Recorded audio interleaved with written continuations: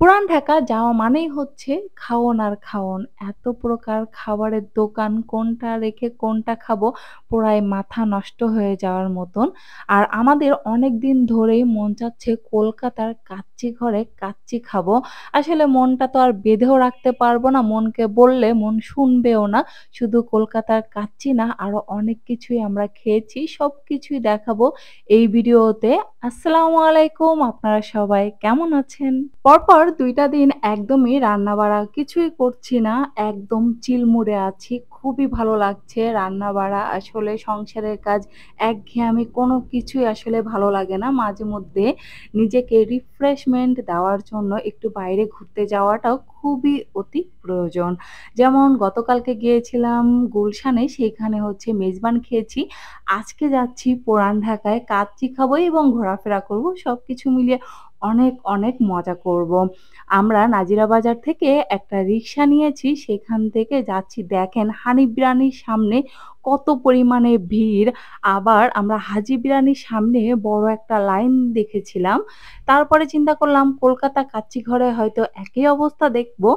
কিন্তু এসে দেখি না, কলকাতা কাচ্চি ঘরের সামনে কোনো লোকজন নেই। তারপরে রেস্টুরেন্টের মধ্যে ঢুকে পড়লাম আর দেখছিলাম যে একটা টেবিল মাত্র ফাঁকা ছিল। সেই টেবিলেই আমরা বসে পড়েছি।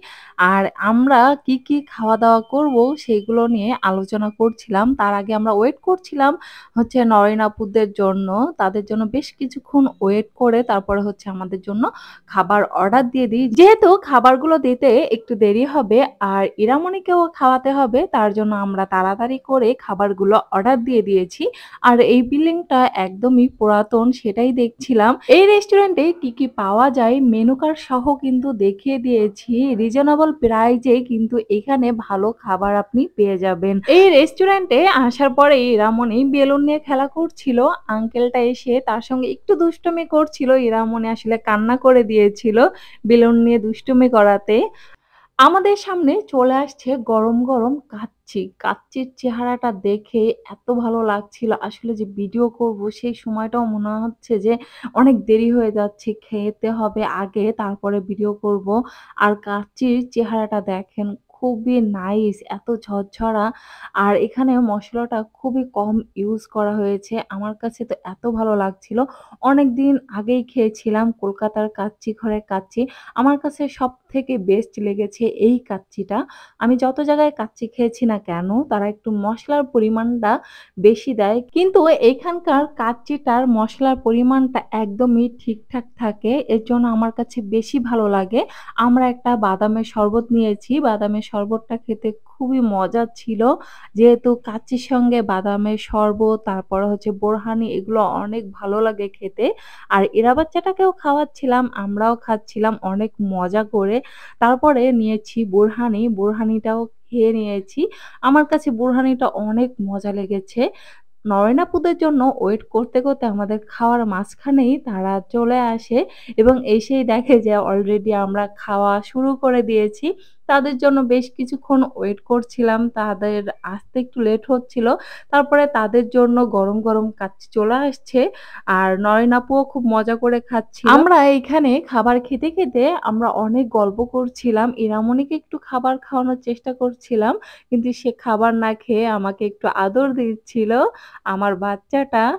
তারপরে আমরা খাওয়া-দাওয়া শেষ করে চলে গেলাম চকবাজারে। যেহেতু শুক্রবার চকবাজার একদমই বন্ধ। তারপরেও চিন্তা করলাম যদি কিছু পাওয়া যায় ইরামনির জন্য। ওর এত পরিমাণে খেলনা আছে দেখেন, আবারও ব্যাগ ভর্তি ওর জন্য খেলনা নিয়েছি। তারপরেও আবার ও পছন্দ করে চাচ্ছিল। ইরামনির জন্য বেশ কিছু খেলনা নিয়ে আমরা রওনা দিয়ে দিই আহসান মঞ্জিলের দিকে। আমরা একটা রিক্সা নিয়ে যাচ্ছি আহসান মঞ্জিলের দিকে। এদিকে কেউ যেতে চাচ্ছিল না। কারণটা পরে বুঝতে পেরেছি যে এত পরিমাণে মানুষের ভিড় যে রিক্সা যাবে সেটাও যেন যেতে পারছিল না। যাই হোক, আহসান মঞ্জিলের সামনে এসেই দেখি বিশাল বড় একটা লাইন সেটা আবার টিকিট কাটার জন্য। ইরামনিকে নিয়ে ওয়েট করছিলাম আর ওর বাবা লাইন ধরে আছে টিকিট কাটার জন্য। আর এখানে আহসান মঞ্জিলের জাদুঘরে সব বিস্তারিত দেওয়া রয়েছে, কবে খোলা আছে বা বন্ধ আছে। আপনারা আসার আগে দেখে নিবেন। আহসান মঞ্জিলে প্রবেশের পরে ইরামনির জন্য যে খেলনার ব্যাগটা ছিল সেটা আমরা লকারে রেখে দিয়েছি। আর আমার সঙ্গে যে ব্যাগটা সেটাই নিয়ে আসছি। আর আহসান মঞ্জিলের ভিতরে যখন আমরা ঢুকতে চেয়েছি তখনই আসলে ব্যাগ অ্যালাউ করছিল না। তারপরে আমার হাসব্যান্ড একটু রেগে গিয়েছিল। কারণ এই ব্যাগের মধ্যে বাচ্চার খাবার-দাবার রয়েছে, বাচ্চার যাবতীয় জিনিসপত্র সবকিছুই আসলে ওই ব্যাগের মধ্যেই ছিল। ওইটা তো আসলে রেখে আসা সম্ভব না। কারণ বাচ্চার মামপট থেকে শুরু করে সবকিছুই। তারপরে আমরা আর আহসান মঞ্জিলের মধ্যে আর ঢুকিনি। ভিতরে জাদুঘরটা দেখিনি। আগে আমি দেখেছি কিন্তু এখন আসলে আপনাদের দেখাতে পারছি না। আর এই জায়গাটা আসলে সবাই গিয়েছে বা সবাই দেখে থাকে। আমরা সবাই যেহেতু শুক্রবারে গিয়েছি একটু মজা করতে, আর আসলে আমরা অনেক মজা করছিলাম। কিন্তু আহসান মঞ্জিলে ঢোকার পরে দেখি এত পরিমাণে মানুষ কি বলবো। যেহেতু ফ্রাইডে সবারই ছুটির দিন, সবাই চায় একটু ফ্রাইডেতে ঘুরতে যেতে। আর প্রচুর পরিমাণে মানুষ যে একটা পিকচার তুলবো সেই স্পেস পর্যন্ত আমরা পাচ্ছিলাম না। আমার ইরা বাচ্চাটাকে বল দিয়ে একটু খেলা করছিল। এখানে কয়েকটা বাচ্চার সঙ্গে খেলা করেছে। আর এই যে সজু ভাইয়া আর নয়ন আপু আর আমরা এখানে ছোট্ট একটা ক্লিপ নিয়েছি। তারপরে চলে আসছি আমরা কাবাব খাওয়ার জন্য। বিসমিল্লাহ কাবাব ঘরে চলে এসেছি আর কাবাবগুলো আমরা অর্ডার দিয়ে দিয়েছি আমাদের পছন্দ অনুযায়ী। আর এখনো সব কয়টা আইটেম দিয়ে পারেনি। এর মধ্যে আমার বর লোভ সামলাতে পারছিল না। খাওয়া শুরু করে দিয়েছে। আসলে এখানকার কাবাব যে এত মজা। সব কয়টা আইটেমের থেকে আমার কাছে লেগ চাপটা বেশি মজা লেগেছে। আসলে এই লেগ চাপটা এখানে বেশি পরিমাণে চলে। এটা হচ্ছে চিকেন শিক কাবাব, এটা হচ্ছে মগজ ফ্রাই, এটা হচ্ছে চিকেন রেশমি কাবাব আর এটা হচ্ছে চিকেন লেগ চাপ। এই যে লেগ চাপটা এটা না অসাধারণ। আসলে খেতে যে এত মজা কি বলবো আর। আমরা অনেক ধরনের কাবাব নিয়ে খুব মজা করে খাচ্ছিলাম। আর এইদিকে আমার ইরা বাচ্চাটা একদম ঘুমিয়ে পড়েছে। যেহেতু ওর দুপুরবেলা ঘুমানোর অভ্যাস আছে, ছোট মানুষ। ও ঘুমাতে পারেনি। এর জন্য আরকি এই সময়টা সন্ধ্যার সময় ঘুমিয়ে পড়েছে। এজন্য ওর জন্য কিছুটা আমরা এখান থেকে কাবাব পার্সেল করে নিয়েছি। আর কাবাবগুলো খাচ্ছিলাম। মুখে দিতে যে এত ভালো লাগছিল। বিশেষ করে আমি হচ্ছে লেগ চাপটা একটু বেশি খেয়েছি।